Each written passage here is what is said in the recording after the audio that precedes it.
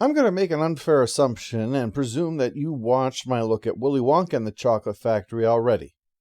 These two films were asked for at the same time, and the point was to discuss them together. So if you're confused by what I say, that's why. Or it's just because I'm not making any sense. I wouldn't rule that one out either. This film kicks off with a trip following chocolate as it makes its way into bars in this CGI factory. Elaborate stuff going on, even without the whimsy, dispensing, cooling, shaping, moving, sending every bar with tiny parachutes. Okay, that probably qualifies as whimsy. Maybe this is for aeration. We discussed last week how chocolate is made.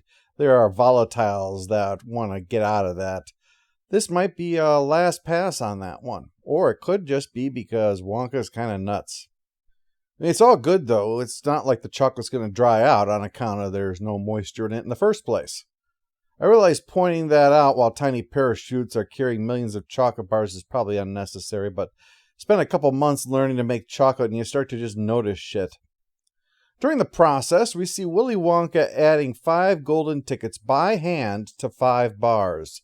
They're soon loaded onto trucks and sent out into the world. But the focus is on introducing Charlie Bucket. His family was not rich, or powerful, or well-connected. In fact, they barely had enough to eat. That stuff around isn't a fence, it's a safety boundary for when the place collapses. This film adds Charlie's father back in for good and for ill. Good because his presence helps the dynamic. Ill because he's played by Noah Taylor. Now, I'm not criticizing him, it's just, you know how you see someone for their first time in a part and they really are memorable in that part, and it's hard to see them as anyone else after that? Well, in this case, that happened with me for Noah Taylor in a fascinating John Cusack film named Max, about a now one-armed artist and veteran of World War I and his relationship with another struggling artist in Germany. Oh no, you're thinking. Oh yes, say I. This view was not helped by the fact that Noah Taylor then went on to play a main character on the show Preacher, playing the toothbrush-mustached dictator. To become Hitler once is a tragedy. To become Hitler twice looks like carelessness. Mr. Bucket works at the toothpaste factory putting the caps on and pocketing the ones that are all mutated so he can give them to Charlie, who's making a model of Willy Wonka's factory out of them. Grandpa Joe is impressed. In fact, he tells of how he used to work for Wonka, back when he had just one shop and you could work with him yourself. Now open. Cool, but I don't want to eat that one now. Well, so successful was he that Wonka built a factory 50 times the size of any other candy factory, and soon had a big order from Prince Pondicherry. Come out to India and make me an entire palace out of chocolate. Wonka did that, but on the assumption that the guy was going to eat it. But no, he's a nitwit and presumes he can live in a building made of a substance that softens at body temperature. In India, which is about as much of a future as the witch's gingerbread house being at the bottom of a lake. Well, naturally, spoiler warning, the palace melted. The prince sent an urgent telegram requesting a new palace. This one made of popsicles. But alas, Wonka was too busy dealing with the spies from other chocolate factories that were infiltrating his workforce and stealing his recipes. Intellectual property theft is a known scourge of the candy-making industry. All his clever ideas, ice cream that didn't melt, chewing gum that never lost its flavor, and gigantic bubble-making candy. A heartbroken Wonka shit-canned a lot of them and shut down the factory. Eventually, it started up again, but nobody knows who's working the factory now. Only that candy is coming, and there's no need to question candy unless a windowless van is involved. Grandpa Joe pines to return, but Grandpa George shoots down that hope, only for the frequently confused Grandma Georgina to get her wits back long enough to tell Charlie nothing is impossible, except her son getting into an art school. Well, nobody works in the factory, but that doesn't mean Wonka doesn't have employees outside of it. So that night, they tool around town putting up posters announcing the golden tickets. Thus begins the global search for the lucky golden ticket, Wonka bars are selling out like crazy. Well, the boy has hope that maybe, somehow, life would smile on him for once. The kids are going to find the golden tickets are the ones who can afford to buy candy bars every day. Our Charlie gets only one a year. He doesn't have a chance. Hope is the opiate of the masses. Now get back to scrubbing my feet. But the kid who finds the first ticket will be fat, fat, fat. And happy. God, that pisses me off. I hope he chokes and they can't get his fat arse through the door to the ambulance. I hate everyone. Well, the ticket is found by Augustus Gloop, who is indeed fat, and so devoted to chocolate, he started to eat the ticket before he realized it wasn't food. Told you it'd be a poker. The only good thing about fat people is there's more of them for me to hate. God, I hope you all die. Next up is Veruca Salt, who has a ticket after haranguing her father for one, and him shutting down his nut factory so his workers can go through as many Wonka bars as possible. Gotta say, the more I see this, the more I'm convinced that Augustus was just shockingly lucky. I mean, even if he was a chocoholic, he's not consuming hundreds of thousands of bars of chocolate a day. He'd be in a food coma after the first hour. Well, a worker finally finds one. Daddy, I want another pony. One that can talk.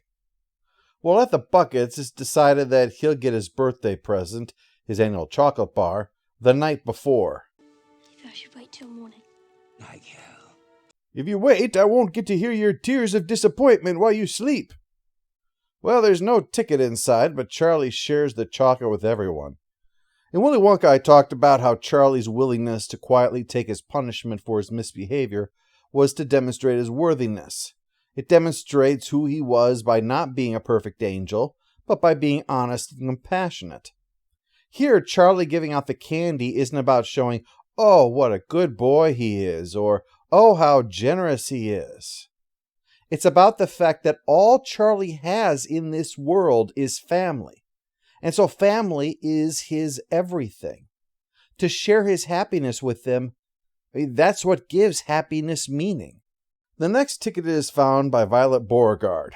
Because gum chewing is not much of a character flaw, Willy Wonka has gone with it as part of her bad habits.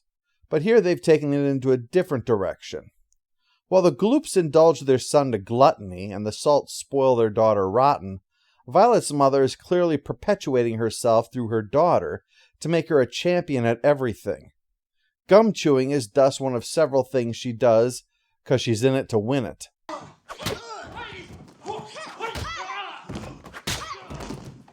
It says she found the ticket, but I don't know if it said whether she opened it or found the person who did and kicked the shit out of them.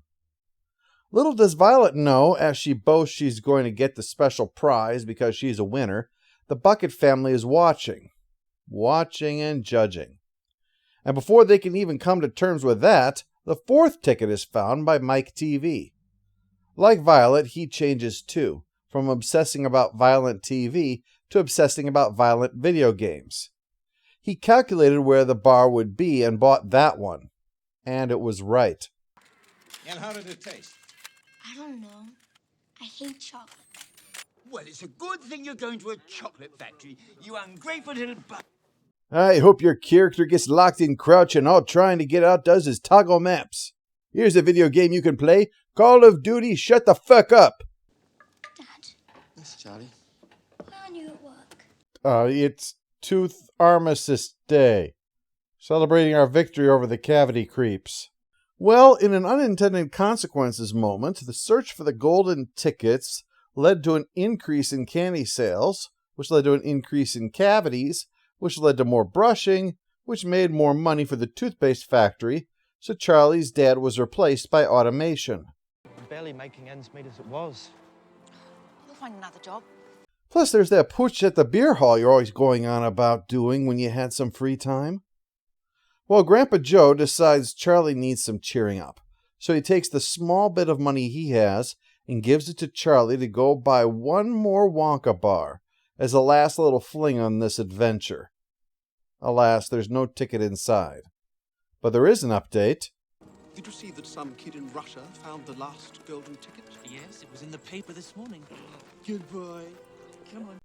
Mark Heap and Kevin Eldon, two British comics who worked with Simon Pegg before and are doing a cameo here to provide exposition and possibly fulfill my obligations for Pride Month. Well, Charlie finds money in the snow and celebrates his good fortune with a Wonka bar.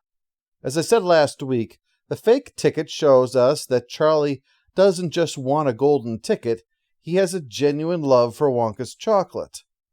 And that is how he finds the real fifth golden ticket.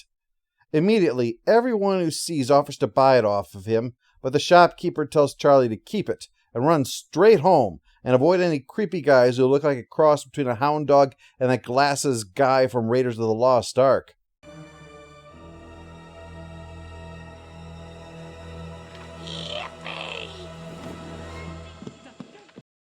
It was lucky it was just him. Grandma Josephine might have gotten up and started pole dancing. Everyone reads the back of the ticket about how tomorrow, February 1st, everyone is going to be conducted around the factory by Willy Wonka himself, with one adult supervisor, after which they'll get all the chocolate they can eat and one of them a special prize. Grandpa Joe says that he should take Charlie, but Charlie says they should put the golden ticket on eBay. The family's struggling and it's worth a lot of money. Young man, come here.